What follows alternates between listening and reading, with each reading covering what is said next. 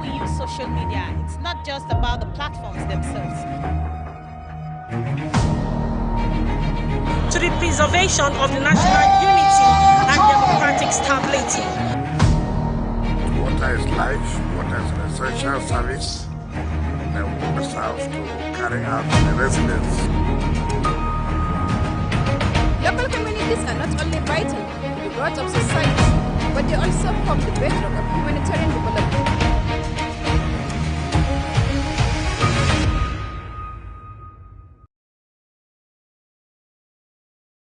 Hello and welcome to The Reporter, a news and current affairs program that goes beyond the headlines, bringing reporters from the field to give first-hand accounts and in-depth analysis of unfolding issues, correspondent perspectives, ensuring balanced, credible, and comprehensive storytelling. Welcome once again. I am Anieti Patrick, and on this edition of the program, let's start with some academic activities from the education front. The Academic Staff Union of Universities, Nasarawa State University, KEFI branch, has raised concerns over what it describes as continued neglect of key issues affecting staff welfare and the university system. The union is now calling on the Nasarawa State government to urgently address its demands to prevent a breakdown of industrial harmony. Education correspondent Priscilla Obasi tells us more. At a press conference held at the Assembly Hall of Nasarawa State University, KEFI, the union expressed dissatisfaction over unresolved issues despite several engagements with the state government. Asu Unsuk noted that failure to act promptly on its demand could disrupt academic activities and further weaken the education system. The union is demanding the immediate implementation of the 40% salary increment recently agreed upon at the national level, alongside payment of arrears of earned academic allowances and outstanding salary adjustments. This briefing is aimed at drawing urgent attention to the continued neglect of critical issues affecting our members and the university system by the Nasarawa State government.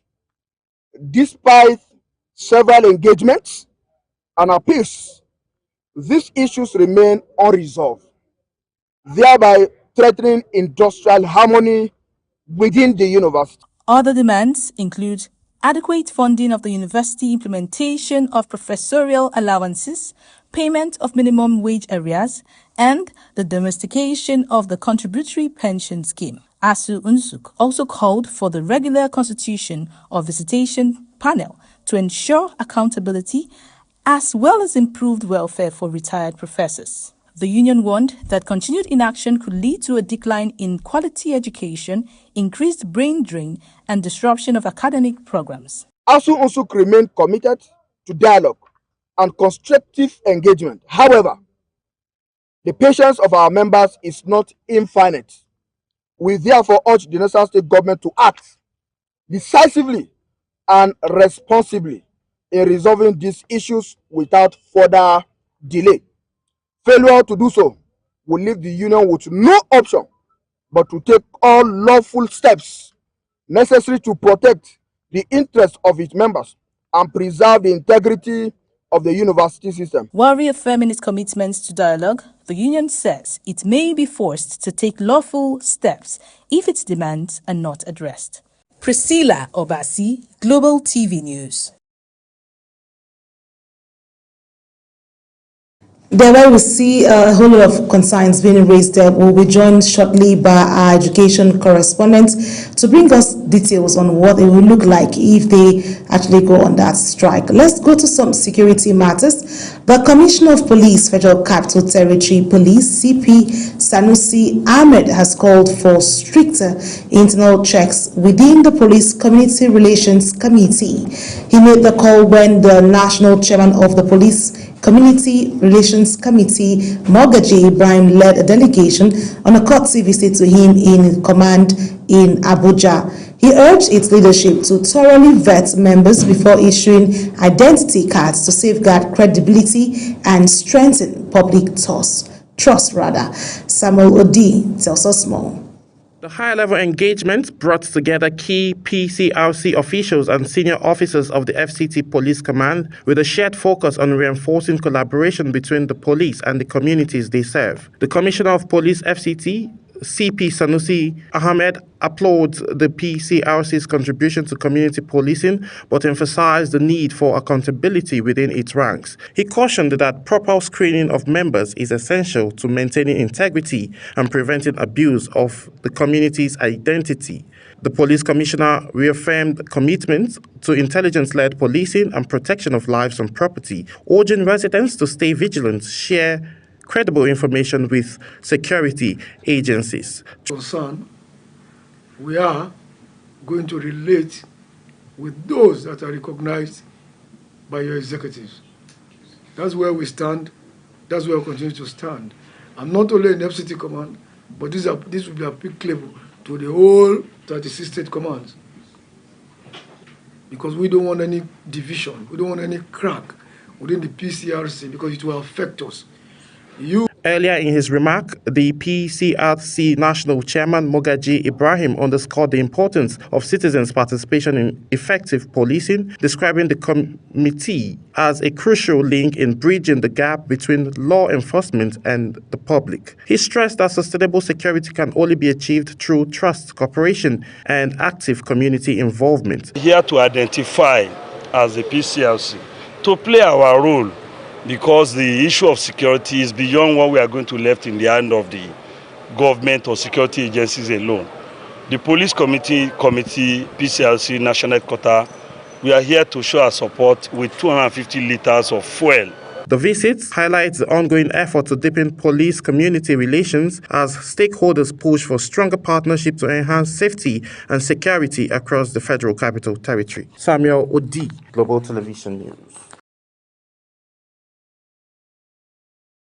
And joining me live in the studio is Samuel Odi to bring us up to speed what that really meant when he said stricter measures should be put in place, especially with identity card given to people. Samuel, it's good to have you joining me on The Reporter. It's always here good to talk, reports here in depth and then give clear, depth information about what was said. Okay, so let's look at with the calls for stricter vetting, just like I said, for the PCRC. This is known for the middleman to create that a synergy between the community and the police force. Yes. Members, how can the police ensure community policing structures are not compromised by impersonation? That's the first thing first. I think before the police comes in, it starts with the chairman of the police committee, based on the fact that as the chairman of the PCRC, based on what the area commander said, he said they should scrutinize properly to make sure that they are not giving criminal elements identity cards. And most of the times, police officers have lots of respect for PCRC members. And then if individuals who are not properly investigated, if are not properly, sanitized or go through the proper trainings that they need to go to before becoming members, that's when there's always a clash between police officers and the PCRC members. So what the area commander, Dr. Sanusi, was actually emphasizing on, he was saying a proper check, a proper background check should be done before new members are adopted into the PCRC and also before issuing out membership. So that was his clear message. And then from the area of the chairman and the entire PCRC, they came to give out their support, and also they came with some gifts in terms of fuel, so as the police facilitate their logistics. Okay, so let's talk about trust, because like I said, they are the bridge builders within the community and also the police force. In what ways can stronger accountability within the PCRC restore public trust and also deepen the cooperation between security agencies and the communities they serve, because they stand to bridge that? Basically, it's going to have to start with, justice being served, and also everybody having a voice. That's talking about when there is a situation, when there's a matter at hand, is being looked in holistically and not being looking at one party's higher than the other party, or there's an influence of Mr. A higher than Mr. B, who is probably plentiful. So that needs to be put in place, and then the chairman is saying that's what they are doing. And then with that, now the police also comes in play, where they would have to, serve justice to both parties and not be more favorable to one individual and forget the other. So that's what the message was yesterday, and they are looking to foster more collaboration. And also the area commander also highlighted the fact that security starts with individuals, and then when you see something, you say something. And the chairman, Mobolaji Ibrahim, also reaffirmed to the commitment of the fact that from the community level and from the grassroots, they will try their best to make sure that they get right information, they get right people into the fold, so as police and the PCRC committee would be able to foster a proper relationship in terms of providing and safeguarding the lives and properties of Nigerians. Okay, I like that, but one thing that stands out for community policing, which is one area they clamor for, is the fact for intelligence gathering or intelligence-led policing, which has to do with the relationship between the police force and the citizens, in which they are trying to ensure that they are safe in their homes. So one will ask, how can citizens participation be of critical improvement to security outcomes across the FCT, for instance, because we have lots of communities who are in the suburbs and they need this intelligence gathering to aid the effectiveness of policing in these communities. Yeah, like we rightly mentioned earlier, it goes back to trust. That is when the police agencies will be able to, foster and also deliver justice. That is when people would start believing in the system. A common Nigerian man will be like, I don't get money for police case. When something is coming up, because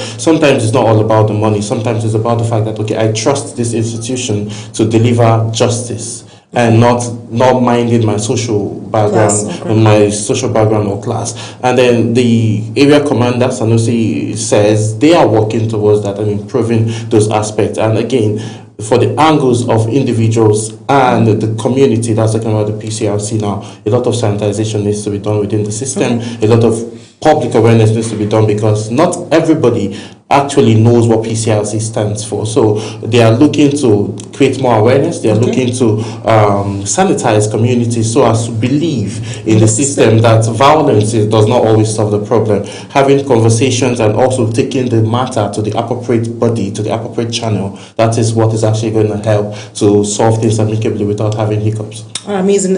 Samuel, I hope that this comes true, and then there's a whole way of curbing the issue of impersonation, because that's one area we need to look out for. This community, PCRC, needs to actually pay attention to, for it to have a safe haven, especially here in the FCT. Thank you so much for your time with us. Well, still talking on issues or matters in the news, let's take our focus to look at some initiative put out for some special persons. A non-governmental organization, Let's Talk Humanity Initiative, has stressed the need of using technology to expand access to education for persons with disabilities in Nigeria.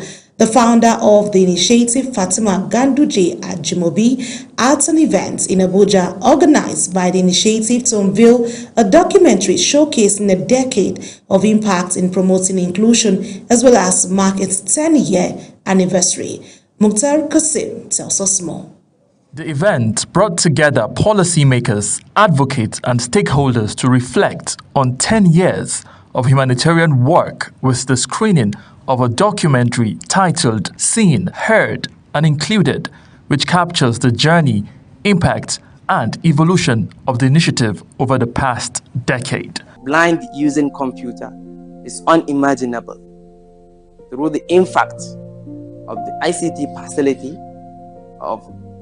established by LTH, now blind and knowledgeable. Founder of the initiative, Fatima Ganduje Ajimobi, said the documentary presents the organization's story of resilience, growth, and sustained commitment to inclusion. She noted that it reflects years of intervention aimed at improving access to education and opportunities for persons with disabilities. Because today is not just about watching a documentary, it is about witnessing possibilities, it is about amplifying voices, and it is about challenging all of us to think about access, opportunity, and what we truly mean by collective responsibility. The Vice Principal of Tudun Maliki Special School, Kano, Ibrahim Karim, in a keynote address, highlighted the realities of inclusive education in Nigeria. With such efforts of our great mentor, I know those who look at Nigeria negatively will, as English people say, turn a new leaf. Instead of treating the country negatively, they resolved to treating it positively. In a goodwill message, the former national chairman of the All Progressive Congress, Dr. Abdullahi Umar Ganduje, who is also the founder's father, commended the initiative for its impact on inclusive education and social development. If what we have seen could be adopted by our executive governors, by development partners, by various philanthropists, there is no doubt there will be a big change in our society.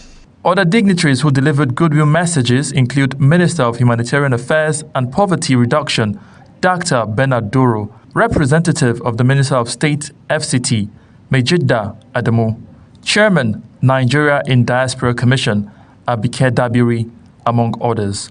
They called for stronger collaboration to expand opportunities for persons with disabilities across the country. Highlights of the event was entertainment by various groups with disabilities. As they get assistance to exit the stage. Thank you.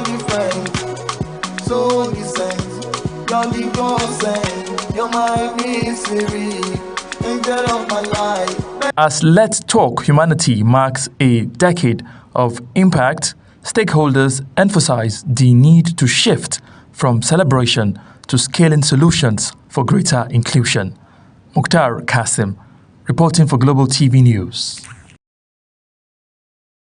And joining me live in the studio is Mukhtar Kasim to bring us up to speed what it meant like for a 10-year celebratory initiative put together by this non-governmental organization. Hello, Mukhtar. Hello, Anita. It's great to be here. Amazing. You were personally there on ground and you saw what it was like to celebrate this particular milestone. But let's look at how effectively is Nigeria leveraging technology to expand access to education for persons with disability? Well, thank you very much. That event was one that is really commendable. Even as a person with disability myself, I saw a lot of positives that I could take away from it. And then to answer your question directly, they had a panelist session where experts within the industry, within government, within NGOs came and talked about access to inclusion in technology for people with disability. And from what they said, we have made progress, but we're not there where we need to be. They talked about how right now what we're doing is adapting technologies to meet up with people with disability at the stages where it's already in the market. But they said the best method is when you're doing that technology, have accessibility in your mind, knowing that, okay, I'm doing this technology not only for people who are not with disabilities, we're doing it for also people with disabilities, so we would have the ability to inculcate all those accessible things for people who have maybe blindness, people who have physical challenges, people who have deafness. All of those technologies should be, from the beginning, factoring this disadvantaged community into it, not after when you've brought out the technology and then you're finding a way to adapt the technology to the realities of people with disability. Okay, so one will ask, aside celebrating this milestone, let's look at way forward. So, what measurable steps can be put across nationwide in terms of impact? Because like you mentioned, we're not there yet, but it's a gradual step and we're getting there. Because I know I had a classmate in school back then where he was blind, but he had this braille where he could write exams with us, and God bless his soul, he's late today. And I saw his efforts in trying to, at that time, trying to put out his own ideas. But so I'm looking at beyond the celebration to measurable impact nationwide. What major steps are needed to create more inclusion advocacy with the use of this technology? Well, like the initiative itself, the 10 years is one that the founder herself has gone to a particular school in Kano State, where she saw the struggles. It's a school for people with disability. It's called the Toden Maliki School in Kano State. She saw the challenge that people with disability face. It's a school for basically people who are visually impaired, people who are deaf. So she was able to, with this particular initiative, bring accessibility to these people. Before that particular intervention by the founder, it was one where, like the principal described it himself, the vice principal that is. He said it was like a base of darkness. Okay. That's before this intervention. Before this intervention. So this intervention like this brought light to that particular community. Okay. And if stakeholders, like the call to action from this particular event was that people, stakeholders, all of us should emulate initiatives like this to make sure that we help accessibility, whether in technology, whether in education, because that is the only way you can empower people with disability. Because if education is not accessible to people with disability, then what is the reality on ground? We tend to see people with disability destitute on the street, like the former national chairman of the APC. One of the things he said was, we've seen a lot of challenges with people with disability in northern Nigeria, as example, where we see them we see us on the street and all of that. But he says if people are able to adapt this particular initiative by the founder, and we're able to replicate it across all the states, and even the federal capital, would see an empowerment for people with disability, moving from a place of weakness to a place of strength, a place where their voices, like the theme of the event, you are heard, you are included. And you also sing. And you also sing, certainly. Amazing. Thank you so much, Mukhtar. And we look forward to seeing the stakeholders take advantage of such initiative and bring out more. So we have more lights to places where it looks like darkness with this kind of initiative. That's what we hope to see. Thank you so much, Mukhtar. Well, let's turn our focus to in the line of education, where our education correspondent is joining us right now to speak on the issue of the strike by the union at Nasarawa State University, where they are calling on the government of ASU. That's ASU in the Nasarawa State University are calling on the government to urgently address its demands to prevent a breakdown of industrial harmony. I have Priscilla Obas standing there for me. Hello, Priscilla. How are you doing? I'm doing great. Thank you. Thank you for having me. Okay. Amazing. Let's have your thoughts, Priscilla, right now. How can the Nasarawa State government urgently respond to ASU Nsuk's demands to prevent a looming breakdown of academic activities at the university following their demands? Well, it's a sad one that we're still here at this time of the day I don't even know what to say, because I mean, it's expected that we have long passed this situation. I mean, we had an interview recently with the ASU chairman himself, and I was so shocked to hear that the agreement they had January this year has not even, been fulfilled to them. And then you hear politicians, campaigning for the present government with these promises, with this agreement. And I'm like, which particular agreement are we talking about?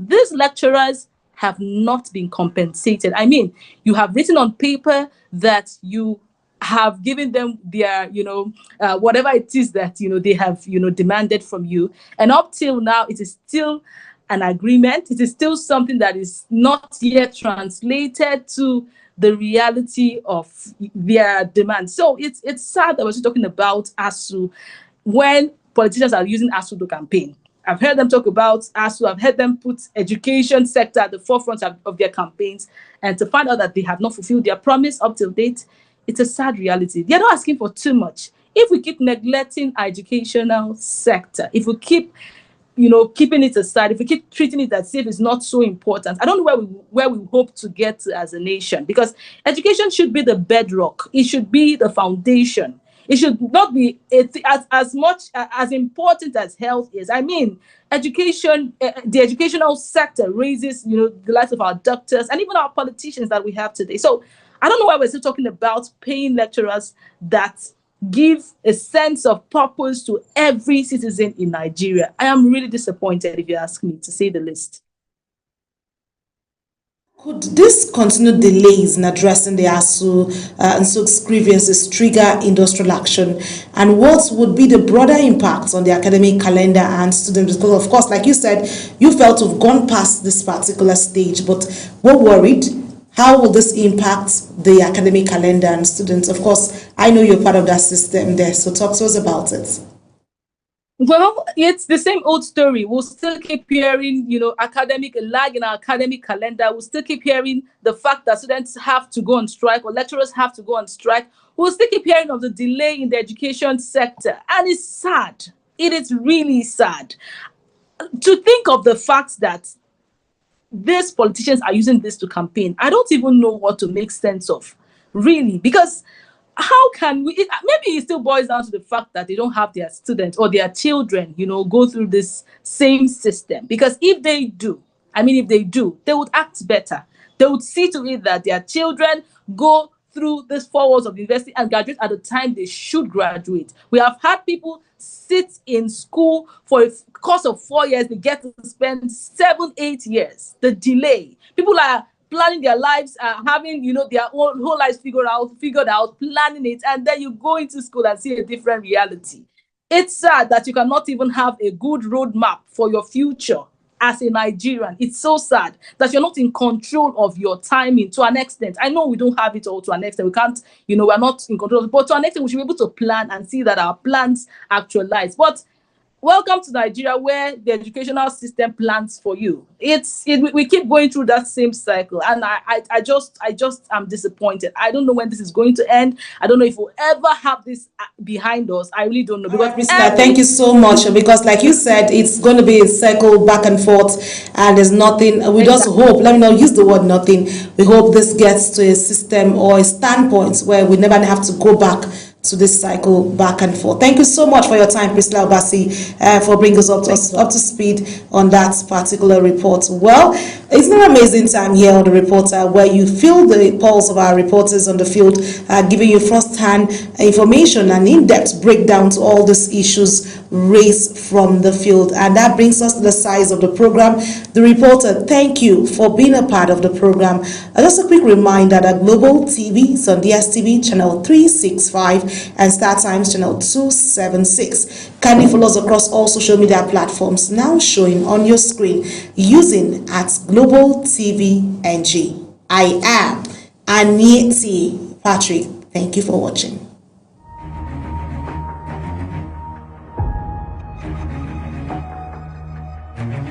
Be mindful of how we use social media. It's not just about the platforms themselves. To the preservation of the national unity and democratic stability. Water is life, water is an essential service that we must have to carry out the residents.